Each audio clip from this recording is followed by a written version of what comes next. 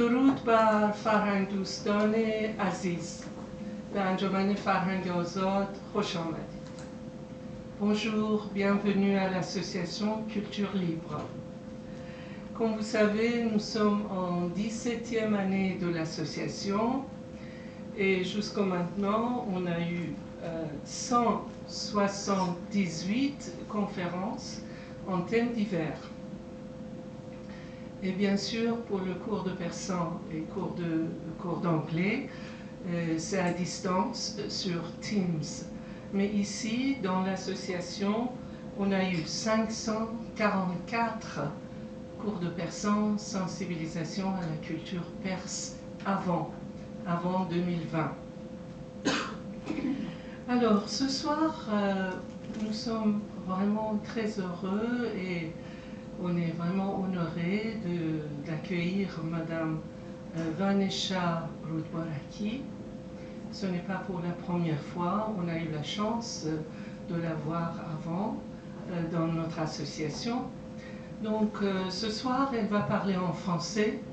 Le titre, Les ténèbres et la création. Alors, Madame Vanessa Rudbaraki, c'est une peintre exceptionnelle de notre temps. Vraiment, nous sommes vraiment très fiers d'elle. Elle a très bien travaillé et elle a bien réussi. C'est un personnage international, maintenant, universel. Comme d'habitude, nous sommes, je dis tout le temps, nous sommes une association culturelle à but non lucratif. Nous ne sommes ni religieux ni politiques. Bien sûr, à partir de à partir de la révolution Femmes, Vie, Liberté, nous avons essayé d'être la voix du peuple de l'Iran.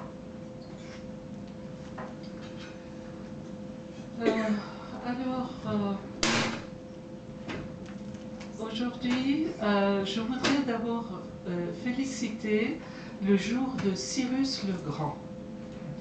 Pour nous, c'est très important parce que historiquement,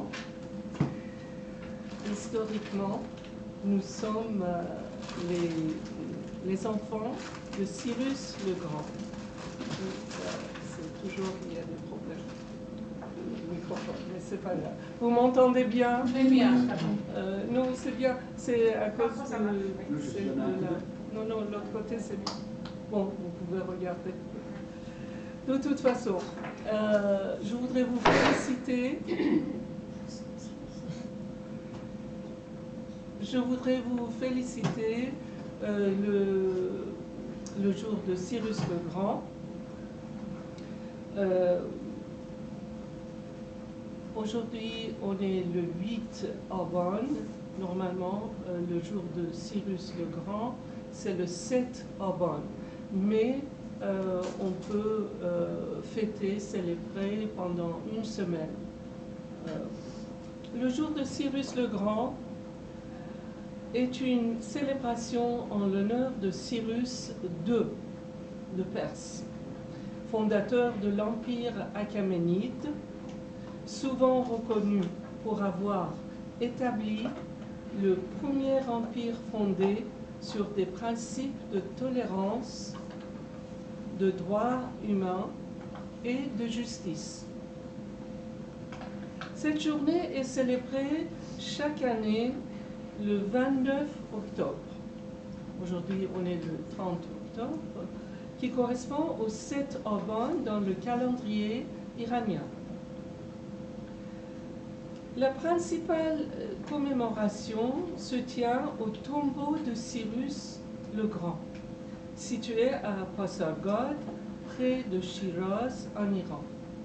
Mais malheureusement, cette année, ils ont fermé la route pour empêcher les gens pour aller sur le tombeau de Cyrus le Grand. Normalement, bon, ils ont peur de la réunion des gens sur le tombeau parce qu'il s'agit des gens très très nationaliste, pas forcément islamiste. Elle rend hommage à Cyrus pour sa contribution historique à la civilisation, notamment sa charte de Cyrus, souvent considérée comme la première déclaration des droits de l'homme. Avalin Puro Bebachar. C'est une journée symbolique de fierté nationale et culturelle pour de nombreux Iraniens, y compris ceux vivant à l'étranger.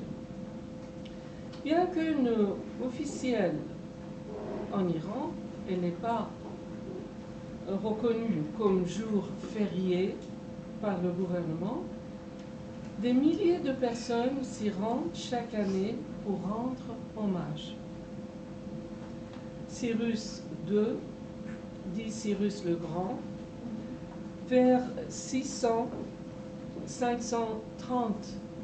avant Jésus-Christ, fut le fondateur de l'empire achéménide, le plus vaste empire du monde antique à son époque.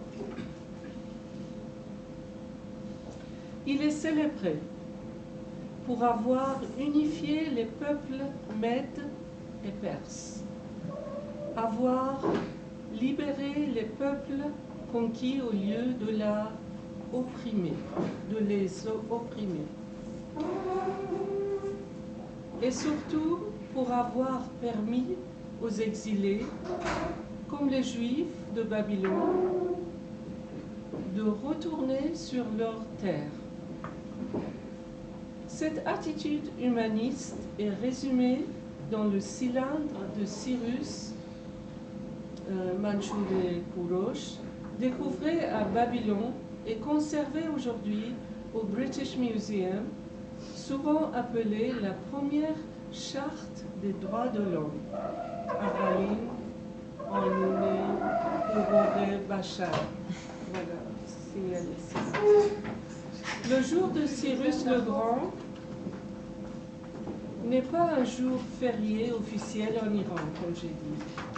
Cependant, depuis les années 2000, des milliers de personnes se rassemblent spontanément le 7 Avan à Pasargod devant le tombeau de Cyrus pour lui rendre hommage. Alors, on va parler de situation politique en Iran. Alors, la révolution de 1979 n'est pas celle d'un peuple affamé ou chômage ou désespéré. Le peuple n'était pas affamé. Mais la prochaine révolution en Iran naîtra sans aucun doute de la faim et du désespoir du peuple. La République islamique d'Iran est en train de s'effondrer complètement, avec une économie paralysée et minée par les erreurs. La chute du régime est désormais inévitable. L'économie iranienne et la dévaluation de sa monnaie ont atteint leur pire niveau à cause de l'incompétence du régime. C'est la fin de la République islamique. 46 ans après la révolution islamique, 46 ans se sont écoulés depuis 1979. À l'époque, notre peuple ne se battait pas pour survivre. Il cherchait la liberté et la dignité, sans toujours mesurer que nous vivions déjà dans un pays en plein essor, jeune et ambitieux. Le passage de la BAC à l'ordinateur, Enterol as Chortke be computer. Symboliser notre modernisation rapide, parfois difficile à suivre. Aujourd'hui, la réalité est bien différente.